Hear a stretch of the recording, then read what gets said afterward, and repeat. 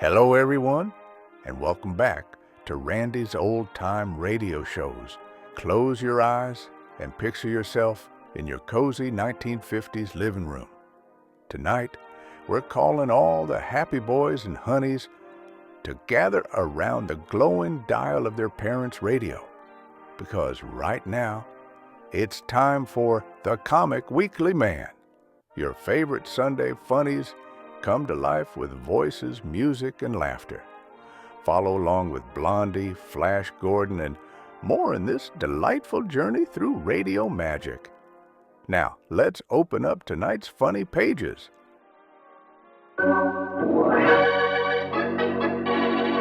I'm the Comic Weekly Man, the jolly Comic Weekly Man, and I'm here to read the funnies to you happy boys and honeys. Yes, boys and girls, it's Comic Weekly time, and here I come right into your house to bring a little fun and happiness, right out of the pages of Puck the Comic Weekly, straight into your living room. Your friend, the Comic Weekly Man, the jolly Comic Weekly Man. Hello, hello, hello. Hello, hello, hello. Well, little Miss Honey, how are you today? I feel fine. How are you? I am fine, too. You know, I saw the funniest thing a little while ago. I saw a man standing on the street corner with a piece of bread and butter in his mouth, waiting for the traffic jam. Huh? Oh, that's funny. Imagine a man with bread and butter in his mouth waiting for the traffic jam. That's very funny. I didn't think it was that funny, but I'm glad that you think so. Now read me something else that's funny, the funnies. All right, I will, but first here's that nice man with something interesting to say.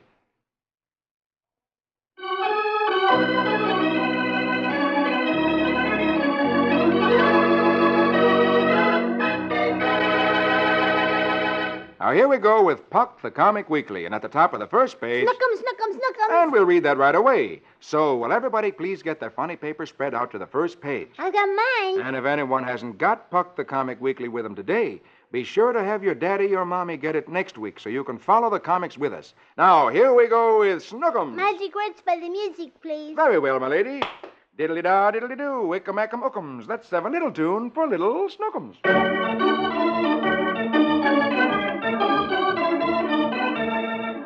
Archie comes home. Hooray! I'm home early. Where's Snookums? Rosie tells Archie to be quiet, that Snookums is falling asleep.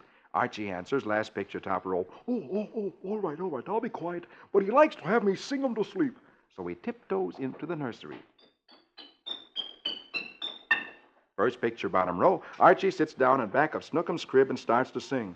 Rock-a-bye, baby, on the treetop, when the boat breaks.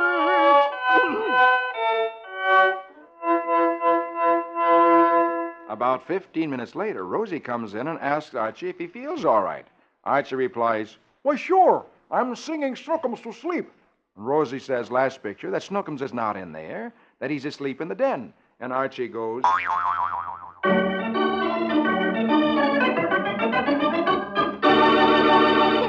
Oh, look at that funny look on Archie's face. Doesn't he look silly? He certainly does, and he should, sitting there in an empty room singing to an empty crib. I think Archie's the funniest fellow. Oh, he certainly is. Oh, please, quick, turn over the page to Flash Gordon, because Flash has been captured again by that mean bad man Zinn. Yes, and Zinn sent Flash into the liquid chamber to inhale the gas. And anybody who inhales that gas can't think for themselves anymore. Hey, you know all about this, don't you? Yes, of course. I listened very carefully. But Flash didn't really breathe the gas because Ruby gave him a little kind of thingamajig to put in his nose. Yes, a filter that let him breathe the air without breathing the smoke. And now he's pretending to be like the men who really breathe the gas. So let's read. Let's see if Flash really fools in. Very well. Here we go with Flash Gordon. Rig-a-rig-a-doon-doons, ask him a task. Let's have music for heroic Flash.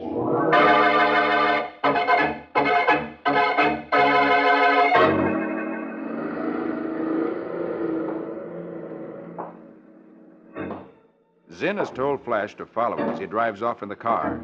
Flash walks along like a doll that has been wound up. He pretends he has breathed the liquid atom gas and become one of Zinn's robot slaves. Zinn still can't believe he's Flash's master, so he decides to test his power, and he orders, "Flash, fall into the ground." Flash thinks fast, guessing the automatons would obey blindly without trying to protect themselves. It takes all of his willpower to keep from using his hands to break his fall.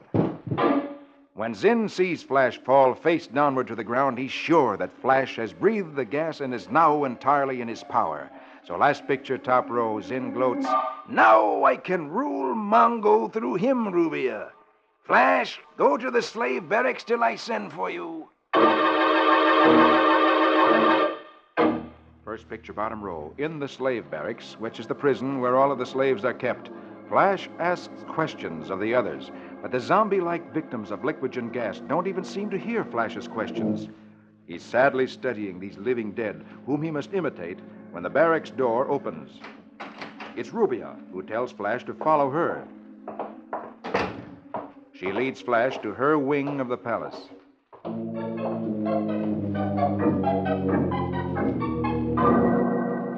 When they are safely away from anyone that could spy on them, Rubia tells Flash that he can relax now, that they are alone.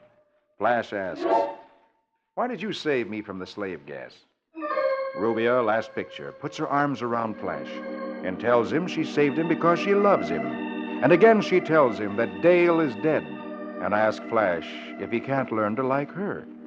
Flash studies her carefully, trying to see what's in her mind, because he's learned before that Rubia cannot be trusted. Well,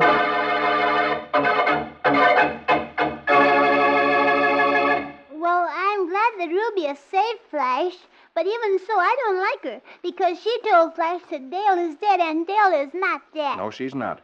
Rubia's trying to break up Dale and Flash. Well, I hope Flash learns that Dale is alive and just fixes that Zinn and Rubia and everybody else good. Well, we'll see what's going to happen next week. Okay. Now, let's go across the page to Dick's Adventures. Because exciting things are happening. Dick is with Paul Revere in the early days of America. And the British have sent ships to America carrying tea that is very highly taxed. And they're trying to force the Americans to buy the tea. And the Americans don't want to. And so Paul Revere and Dick have a mysterious plan. And I'm anxious to see what's going to happen. Well, maybe we'll find out today. So here we go with Dick's Adventures. Say the magic words with me.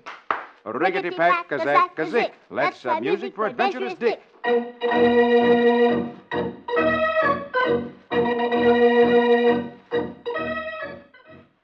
Three tall-masted ships laden with bales of British tea await unloading at Griffin's War Wharf in Old Boston.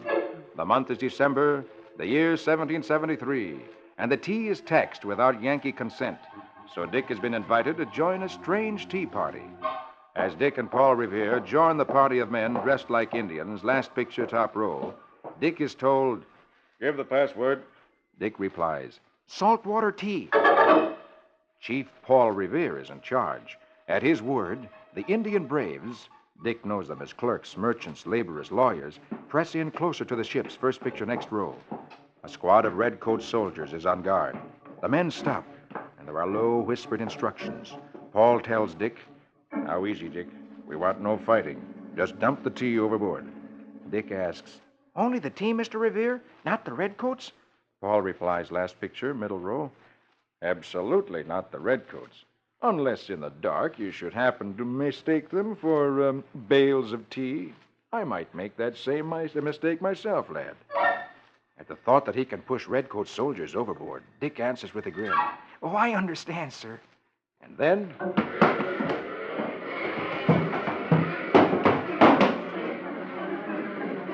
First picture, last row, suddenly the braves attack. Torches flare. They swarm aboard the vessels. In the hour that remains before dawn, 3 shiploads of British tea are used to flavor the water of Boston Harbor. Dick tries his best not to make mistakes, but when he sees something with legs fall into the water, he asks innocently, "Is that another bale of tea, Mr. Revere?" And Paul replies with a twinkle in his eye, I believe so, Dick. But I think we should haul him out before he drowns. Dick begins to shout, "Man overboard! Man overboard!"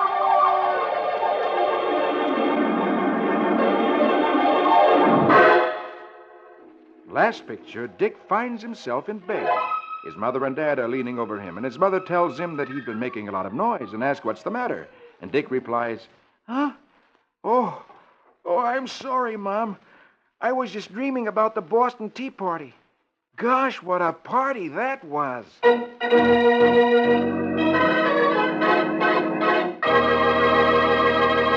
My goodness, Dick has the most exciting dreams. And they're all true. Yes, I know, because my teacher said so. And she said to bring Dick's adventures to school so all the kids in my class could read about the Boston Tea Party. I think that's a wonderful idea. What do you think is going to happen next week? I think you'll find Dick with Paul Revere again next week. But to make Oh, sure... I'll be here. Good.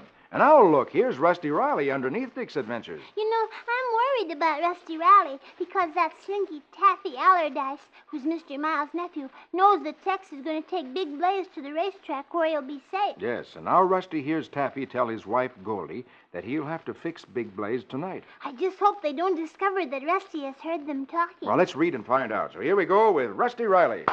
Gallop and run till the road is dusty. Give us music for his horse and Rusty.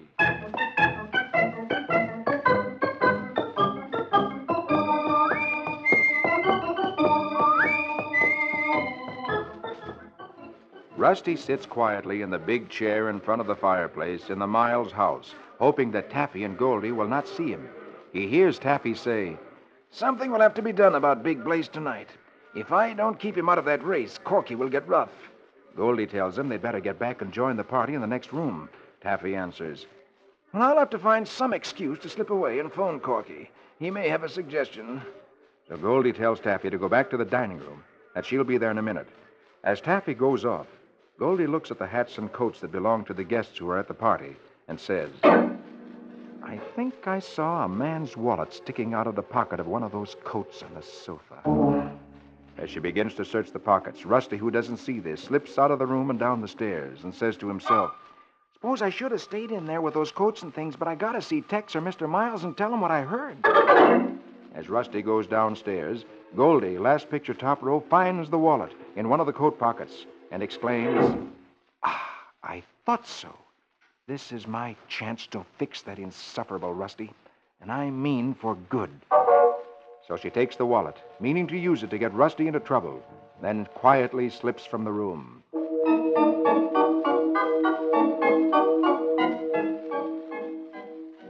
First picture, bottom row, Rusty is talking to Patty, Mr. Miles' daughter, and he tells her, "Patty, I gotta speak to your father. Will you ask him if I can see him? It's awful important." Patty can tell by the expression on Rusty's face that it is important, so she quickly goes to find her father. In a few moments, she's back with her father. Rusty says to him, "Gee, Mr. Miles, I had to see you. Mr. and Mrs. Allardyce are planning to do something to Big Blaze." Mr. Miles, who cannot believe that his nephew could be guilty of poisoning a horse, replies impatiently, "Now, look here, Rusty. You and Tex, too, are imagining things. This is absurd." "Oh, please, Mr. Miles, I'm not imagining." "That's enough, Rusty. To humor Tex, I'm sending Blaze to the track in the morning. Now, don't let me hear any more about it." Then he turns and walks out of the room. Rusty shakes his head mournfully and leaves the room, saying to himself, "Golly, why don't Mr. Miles believe me? Tex has the night off. I'll have to handle this alone."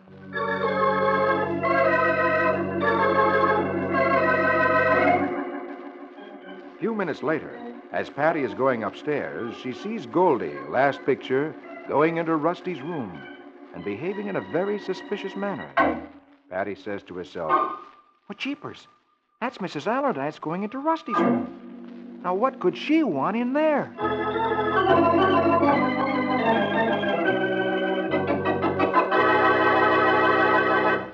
I know what she's going to do in there. She's going to put that wallet in Rusty's room and make it look like Rusty stole it. How'd you ever guess that? I just knew it. Girls are smart about these things. Well, you certainly are, and I think that's exactly what she'll do. I hope Mr. Miles won't believe that Rusty would steal. Well, maybe next week we'll find out whether or not anything serious happens to Rusty. Oh, she's mean. She's bad, bad, bad. Yes, she is. But now, would you like to read Donald Duck? Oh, yes, please read Donald Duck. So let's turn over to page 6. Very well, I will. But first, here's that nice man with something interesting to say.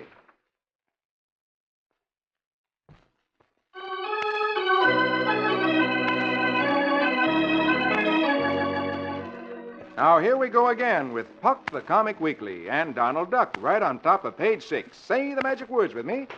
Squeege-em, squeege-em, squitter-chicka-chack. Let's have music to fin a quack-quack.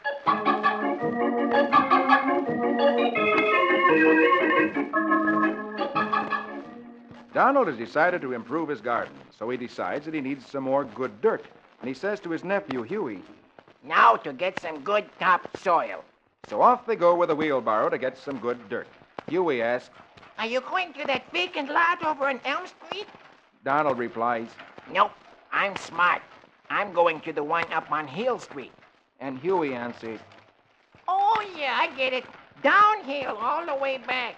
Donald nods. So up the hill they go with the empty wheelbarrow, so that when he comes down the hill with a full wheelbarrow, the wheelbarrow will just roll by itself, and Donald won't have to do any work.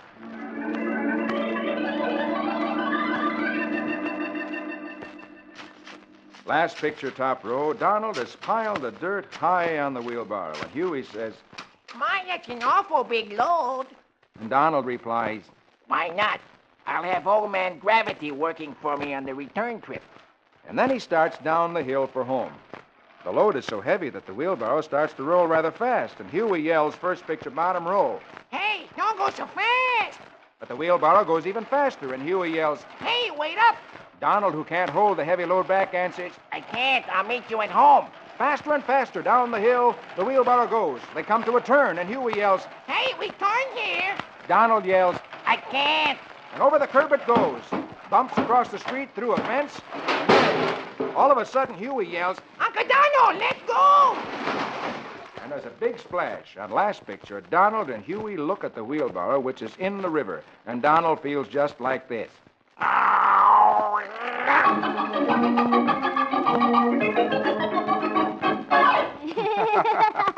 Oh, poor Donald. It's too bad that happened, but I just can't help but laugh. It was so funny. Yes, maybe next time Donald won't try to take such a heavy load. Yes, and maybe then he'll be able to get home with what he starts out with. Yes. Oh, look, underneath Donald Duck, there's Roy Rogers, my favorite cowboy. This is exciting. We bet it is because Roy has discovered the old hermit who has been setting fire to the telegraph poles. The man is in a cave, and he shot at Roy, but he missed him. And now he's waiting to take another shot at Roy, and this time he doesn't intend to miss. Well, please read quick. I want to see what happens. Very well, here we go with Roy Rogers, king of the cowboys. Hi-yip-hi-yo. Now here we go with Roy and Trigger. Hi-yip-hi-yo.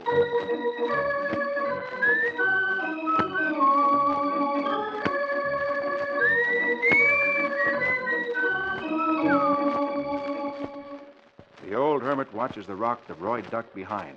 But what the hermit doesn't know is that Roy has backtracked and slipped around and come up on the rock above the cave. As Roy gets on the rock above, he hears the hermit mutter, Yeah, come out from behind that rock, you sneaking telegraph spy. I won't miss again. Quick as a flash, Roy flips his rope. And in a second, the hermit finds his arms pinned to his waist. He yells, Hey, what? He looks up to see Roy holding the rope tight. Roy says, Sorry, Pop, but you and that blunderbuss are plumb dangerous. Quickly, Roy scrambles down and has the old hermit tied up so he can do no more harm. Then Roy says cheerfully, You want to tell me how you've been starting these fires in the telegraph line, Pop? The hermit replies, Yeah, you can see for yourself. Look in the cave. Roy goes into the cave. He finds a strange-looking machine covered with a big tarpaulin. That's a piece of canvas. And the hermit says, Don't hurt it, mister. I spent years a building that. She's almost finished. Roy asks, Almost? Hey, what is it anyway? Last picture, top row. The hermit goes to his old mule Betsy as he answers, I'll show you how it works. I'm right proud of it. Come on, Betsy. He leads Betsy outside. The mule pulls the strange contraption out of the cave. Roy says, All right, that's far enough, Pop. No tricks now. The hermit answers, All right. Just pull the tarp off on her. So Roy pulls off the tarpaulin, which covers the contraption, and underneath finds a piece of glass 10 feet high and 2 feet thick. Roy exclaims, Hey, a big glass lens. How in thunder does it work? The hermit starts to unhitch the mule from the contraption, saying, I can't show you now, son. Valley's too wet from rain to catch fire. Roy, looking at the glass, says, I'm beginning to get the general idea. Suddenly the hermit exclaims, "Hey, you're free, Betsy. Go get him. Kick him into the middle of next week." The mule runs at Roy, last picture, and Roy hears Brad shout, "Hey, Roy, duck!" Roy looks up to see the hind feet of the mule coming toward his head.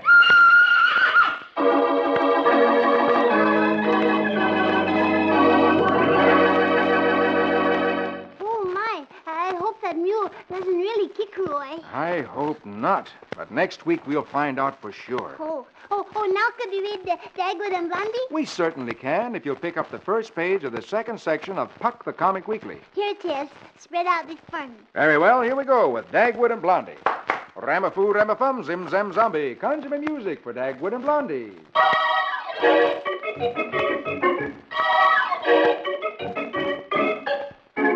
Blondie is crying. Alexander asks Cookie. Hey, why is Mama crying? Cookie tells him it's because Dagwood wouldn't let her buy the plaid coat she saw in Hinkle's window. Cookie looks at her mother and says, Sad, isn't it? and Alexander feels so sad, he says, Hey, let's speak to Pop about it.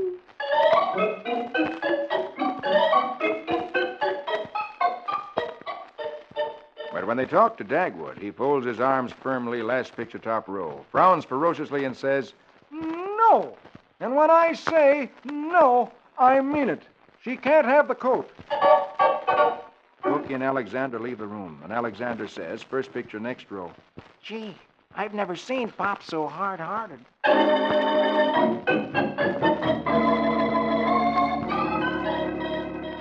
Meanwhile, Dagwood looks out the window. He has a stern expression on his face, and he says to himself proudly, "I can be a man of steel when I want to. I can be cruel and cold with a heart of rock when it's necessary."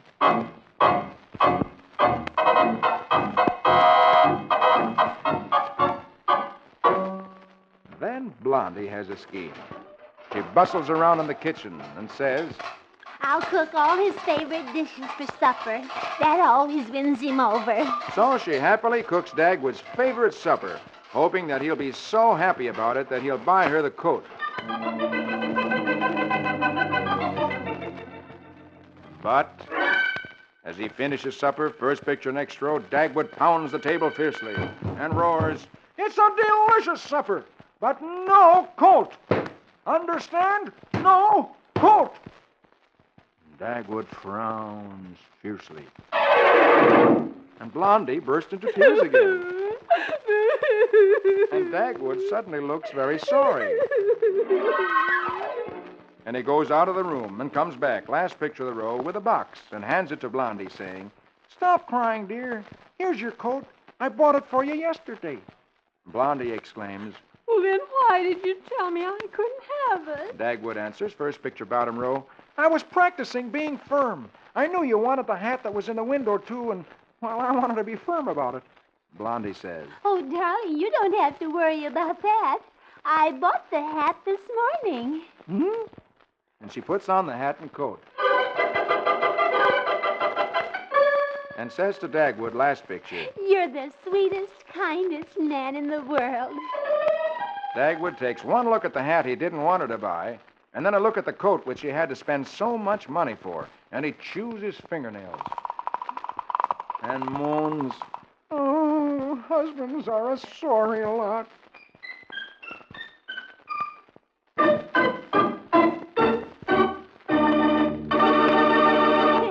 Oh, poor Dagwood. He never wins. I should say not with Blondie. He bought her the coat to be nice to her so he could be firm about not letting her buy the hat, and then she got both of them anyway. Well, it's a very nice hat. Should we read Prince Valiant? Yes, please. Very well, then. Turn to page 4 of the second section. And here we go with Prince Valiant in the days of King Arthur. Hackett, Brackett, Graymalkin, and Quince. Music romantic for a fair, fair prince.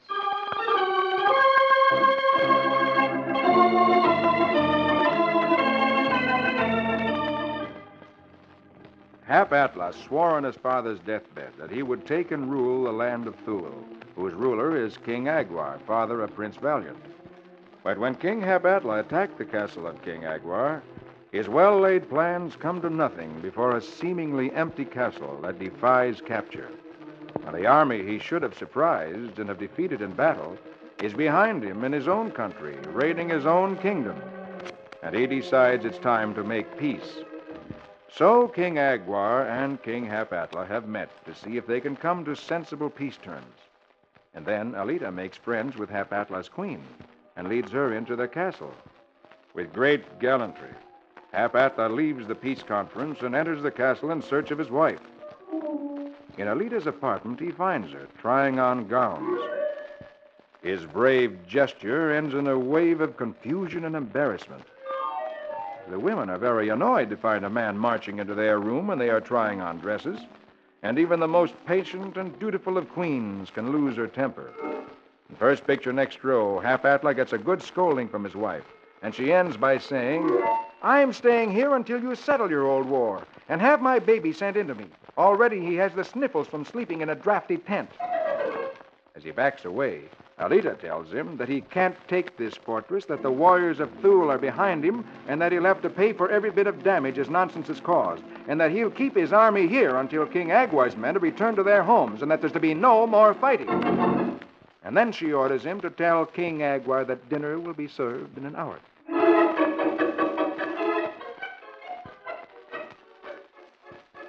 Hap-Atla strode into the castle a warrior king. He comes out like a small boy caught in some mischief. First picture, bottom row. As he drops to his camp stool very sadly, King Agwar smiles, knowing that Hap-Atla must have had a good scolding from Alita. And he says sympathetically, I know just how you feel. She's been running my kingdom ever since she came here. And then he takes him by the arm, last picture, and says, But come, sir. We must not keep dinner waiting. Even kings can get a scolding, as you now know.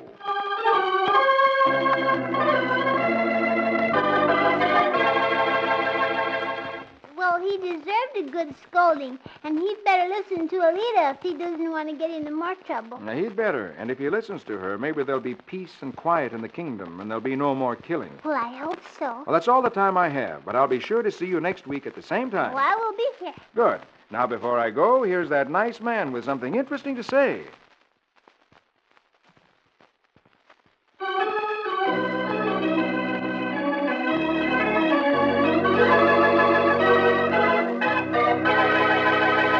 Well, honey, and all you boys and girls, I've got to go now. All right, Mr. Comic Weekly Man, but I'll be waiting for you next week. Okay, that's a date, and a date with all you boys and girls. Be sure to meet me with our little friend, Miss Honey, next week when I read Puck the Comic Weekly. For I'm the Comic Weekly Man, the jolly Comic Weekly Man. I'll be back to read the funnies to you happy boys and honeys. Don't forget, boys and girls, see you all next week. Your friend, the Comic Weekly Man, the jolly Comic Weekly Man.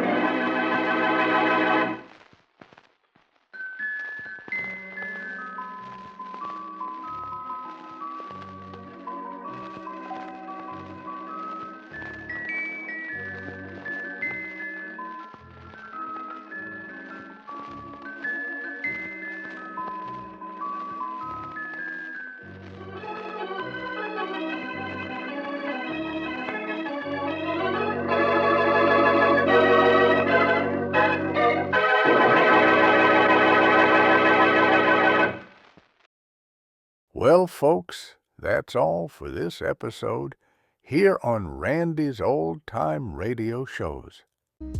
Now, bringing these golden oldies back to life takes no small amount of time and effort from our good friend Randy, cleaning up the audio, converting the files, and making sure each show has the best audio possible. If you've enjoyed the program and you'd like to help keep these classics on the airwaves night after night, why not consider a small donation? Every penny goes straight to supporting Randy's work and helping this channel stay on the air. You'll find the links down in the description below. And for those of you kind souls who've already given, Randy tips his fedora to you. Your support truly keeps this old radio spirit alive. Thanks ever so much.